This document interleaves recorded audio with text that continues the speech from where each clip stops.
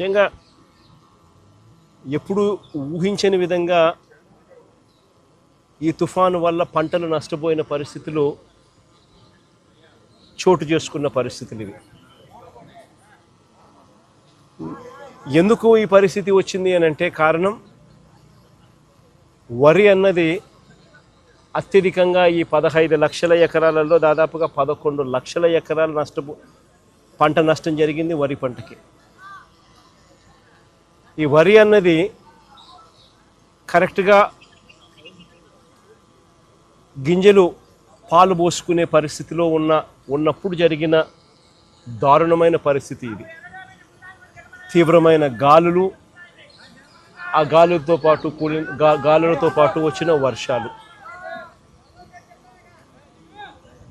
నిజంగా ఎంత దారుణమైన పరిస్థితి అన్నది చెప్పడానికి ఒకసారి చూస్తే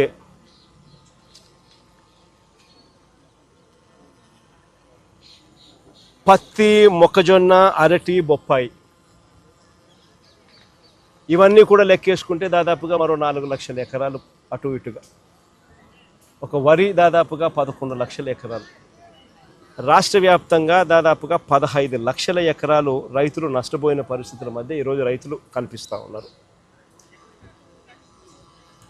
నిజంగా చంద్రబాబు నాయుడు గారి పాలనలో పరిస్థితి ఎలా ఉంది అని చెప్పి చూస్తే ఈ 18 నెలలు చంద్రబాబు నాయుడు గారు పరిపాలన చేసిన ఈ 18 నెలల్లో దాదాపుగా 16 సార్లు అది సైక్లోన్స్ కానివ్వచ్చు, డిప్రెషన్ కానివ్వచ్చు, కరువు కానివ్వచ్చు, లేదా అల్పపీడనాలు, లేదా అకాల వర్షాలు ఇలా ఏ సందర్భం అయితేనేమి దాదాపుగా 16 సార్లు రైతులు ఇబ్బంది పడిన పరిస్థితులు ఈ 18 నెలల కాలంలో చంద్రబాబు నాయుడు హయాంలో జరిగాయి. ఈ 18 నెలలుగా దాదాపుగా 16 సార్లు రైతులు ఇబ్బంది పడ్డ పరిస్థితులు ఎదురైనాయి. నేను అక్కడే అడుగుతా ఉన్నా, ఈ 18 నెలలుగా కనీసం ఏ రైతుకైనా ఒక్కసారైనా ఇన్పుట్ సబ్సిడీ అన్నా ఇచ్చారా అని అడుగుతా.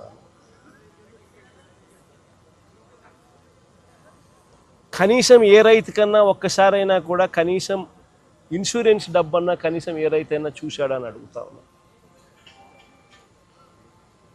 కనీసం ఏ రైతుకైనా కూడా పెట్టుబడికి సహాయంగా 20,000 ఇస్తామన్నారు, అన్నదాత సుఖీభవ అని ఒక పేరు పెట్టారు. 2 ఏళ్ళకి కలిపి 40,000 ఇచ్చింది ఎంత అని చూస్తే అరకొరగా 5,000. అంటే పూర్తిగా రైతును వెన్ను విడిచారు. 40,000 ఇవ్వాల్సిన చోట 5,000 ఇచ్చారు పెట్టుబడి సహాయం కింద. 2 ఏళ్ళకి కలిపి 20,000.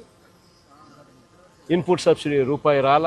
ఇన్ని కెలామిటీస్ జరిగిన, ఇన్ని ఇబ్బందులు పడినా చివరికి ఉచిత పంటల బీమా ద్వారా రైతులకు ఉచితంగా ఇన్సూరెన్స్ అనేది వైఎస్ఆర్సీపీ ప్రభుత్వ హయాంలో ఏ రైతు ఇబ్బంది పడుకోకుండా, ఏ రైతుకు ఏ కష్టం వచ్చినా కూడా వెంటనే ఆ రైతుకు ఉచిత పంటల బీమా ద్వారా ఇన్సూరెన్స్ సొమ్ము వచ్చేది.